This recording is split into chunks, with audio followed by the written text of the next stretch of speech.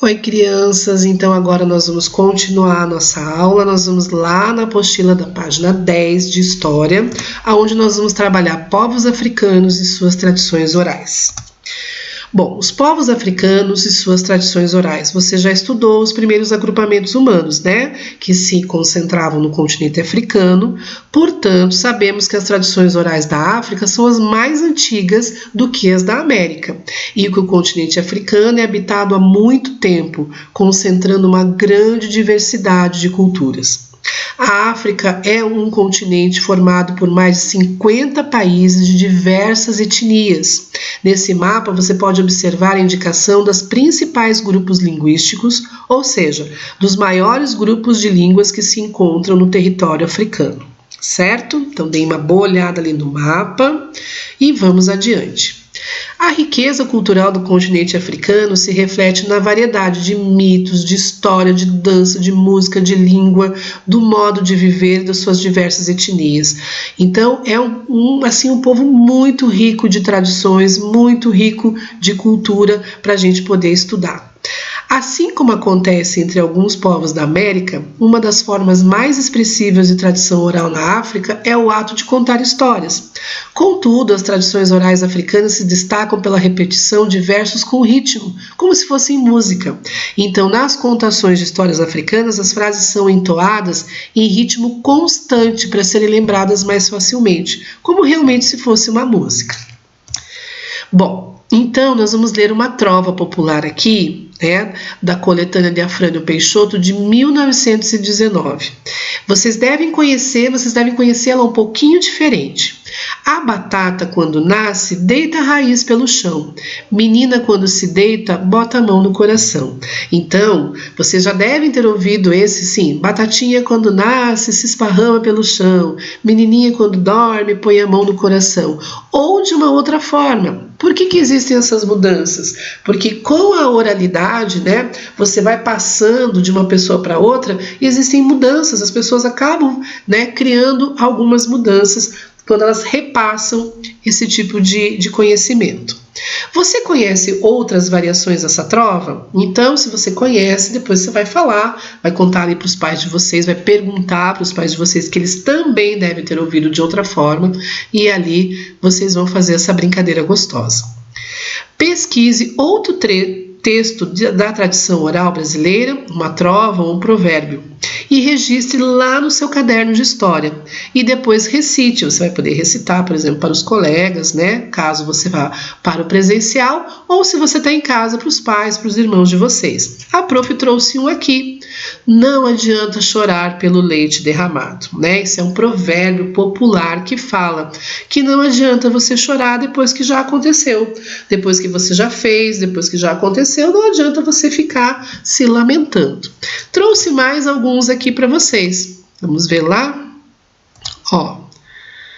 Tá um pouquinho lento. Vamos ver se vai. Isso, olha lá. Há males que vêm para o bem, mais vale um pássaro na mão do que dois voando, de grão em grão a galinha enche o papo. Então, todos esses são provérbios populares que vocês já devem ter ouvido. Algumas culturas africanas, como a dos Akan, que habitam principalmente a região de Gana, na África, usam um conjunto de símbolos conhecidos como a adinkra, para representar provérbios, frases de sabedoria. Entre os símbolos há o sankofa, um pássaro que pode ser representado virado para a cauda. Ele significa a busca pela sabedoria por meio do conhecimento do passado, para refletir sobre o presente e construir o futuro. Olha que interessante, Ele está viradinho para trás para quê? Representar a busca pelo que está lá no passado. Muito bacana, Lá no material de apoio de vocês vão achar outros símbolos, adinkra, e o significado de cada um. Vocês vão destacar as imagens e vão brincar do jogo da memória. Olha lá que legal. Viu que bacana? Então vocês vão ver os símbolos adinkra, os seus significados e ainda por cima vão poder jogar um jogo da memória. Muito legal. Os guardiões da tradição oral africana. Então, nas etnias indígenas brasileiras, tradicionalmente era o pajé, né, que é a pessoa que transmite as histórias e cantos aos integrantes mais novos do grupo, ou os xamãs, né? Nas etnias africanas, as pessoas que contam histórias são conhecidas como griots. Os griots memorizam e repetem as histórias com o intuito de que as novas gerações aprendam esses textos por meio da oralidade. Em alguns reinos africanos antigos, como o de Mali, governado pelo imperador Sundiata Keita, os griots também eram os responsáveis por educar príncipes e aconselhar os reis, ajudando-os em momentos de conflito ou a fazer alianças com outros povos. Então é bem importante que vocês grifem esta parte aqui, ó. O pajé é a pessoa que transmite histórias e cantos aos integrantes mais novos do grupo, e nas etnias africanas esta pessoa é o griot. E também é importante ali colocar que os griots, além de tudo, eram responsáveis por educar príncipes, aconselhar os reis, ajudando nos momentos de conflitos.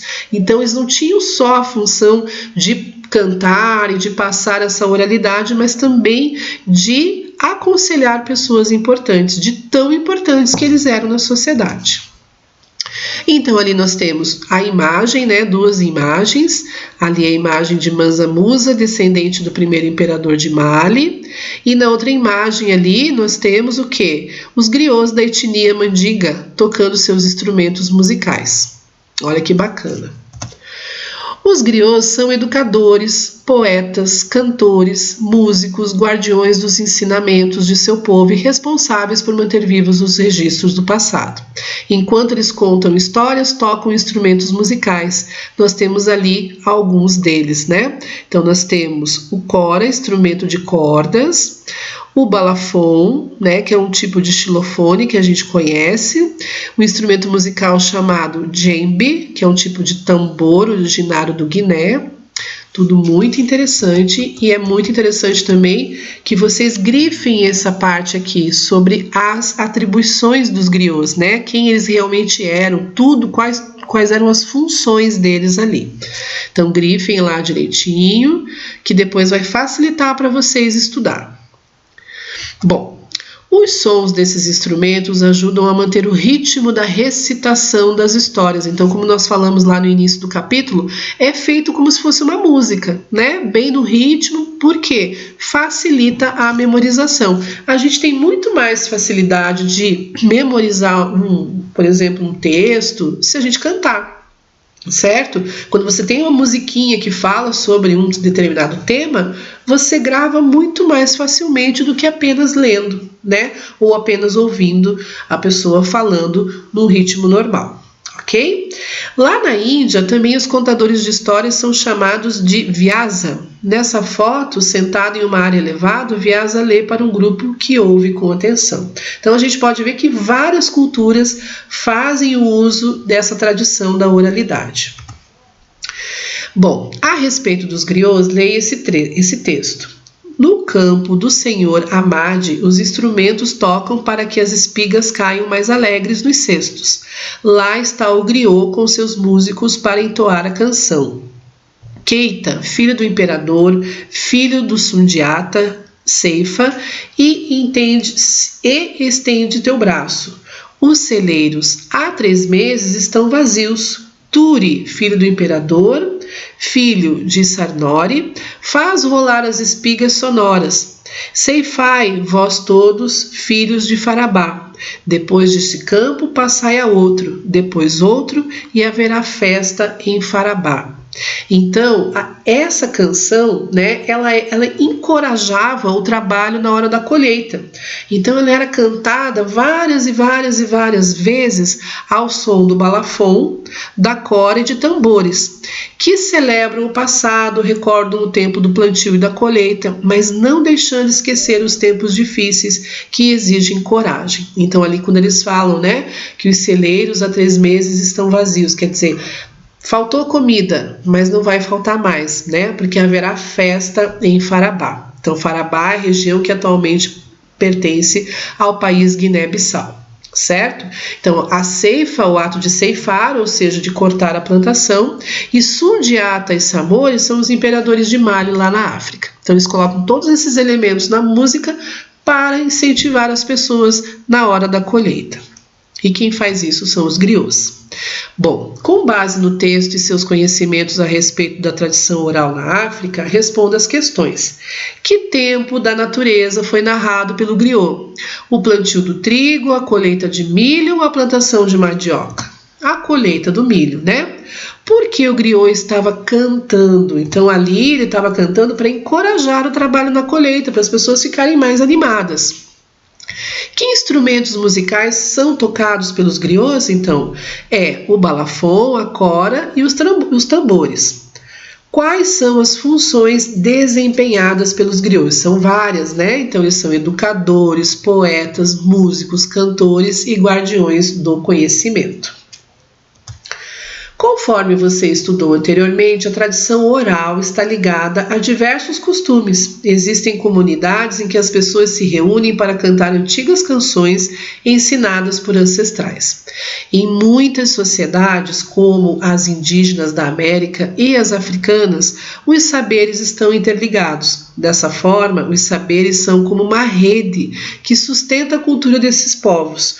Um sustenta o outro. Por exemplo, sem a língua, não há cantos. Sem canto, não há dança. Sem pintura, não há rituais. E sem rituais, não há mitos. Então, tudo tem que estar interligado.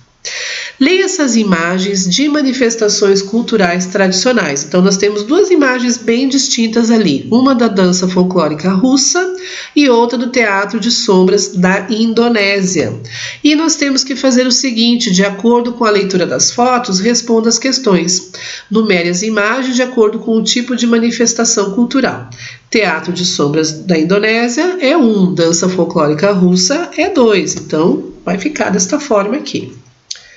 Bom, o que possibilita a prática dessas manifestações culturais na atualidade? Então, essas manifestações ainda são praticadas devido à repetição e ao ensinamento dos mais velhos. Então, sempre tem alguém que ensina, sempre tem alguém que incentiva. Vamos fazer um grupo folclórico, vamos fazer uma dança folclórica, como que eram as roupas, enfim.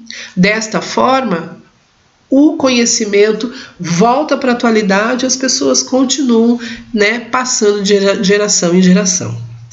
É possível afirmar que essas manifestações culturais também fazem parte da tradição oral? Sim ou não? Justifique sua resposta. Sim, as tradições orais também incluem danças e outros tipos de apresentações que são passadas de geração para geração. Por exemplo, como o teatro, né? No teatro a gente tem tanto a questão oral, a questão visual, né? E também é uma forma de passar os nossos conhecimentos.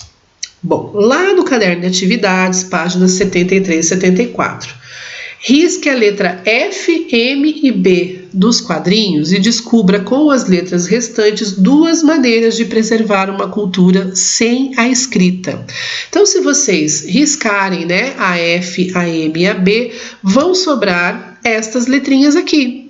E essas letrinhas vão formar repetição e convivência. Ok? Vamos lá. Use as ilustrações como dicas para completar o texto com palavras corretas. Nas tradições orais africanas, os giros são responsáveis por transmitir conhecimentos com base em mitos e histórias orais. Para memorizar e celebrar essas histórias, as pessoas tocam instrumentos musicais e dançam. Perfeito. Vamos lá? Estudamos que há diversos idiomas no mundo, ou seja, várias línguas faladas no mundo, né? Pinte as ilustrações que representam os motivos de existirem tantas línguas diferentes. A migração, então as pessoas irem de um lugar para outro, certo? Isso lá já há muito tempo foi influenciando as línguas. Nós somos um exemplo disso, né? A nossa língua portuguesa, ela é diferente do português falado em Portugal. Por quê? Quando os portugueses vieram para cá, eles trouxeram a língua deles, mas aqui eles encontraram também a língua indígena e houve uma fusão. Além disso, nós temos também no nosso vocabulário palavras de origem africana e de outras etnias. Então, a migração é um motivo para essa existência de tantas línguas diferentes? Sim, então você vai pintar aqui essa figura da migração. A próxima figura, transmissão de geração para geração. Então, será que a língua, quando não era escrita, ela era passada de geração em geração através da questão da oralidade? Sim, então vocês também vão pintar essa imagem aqui que fala, né, que mostra a questão da oralidade. A gente está vendo ali que são pessoas mais velhas, né, falando para os mais novos. E por último, diferenças culturais. Então as pessoas, elas viajam, elas fazem esse intercâmbio, elas vão se misturando e isso também faz com que a gente conheça outras línguas. Então também é um dos motivos. Podem pintar. Então, vocês vão pintar as 3 imagens com bastante capricho. A prof vai querer ver essas imagens lindamente pintadas, bem coloridas, ok? Turma, até a próxima aula e um beijo grande para vocês.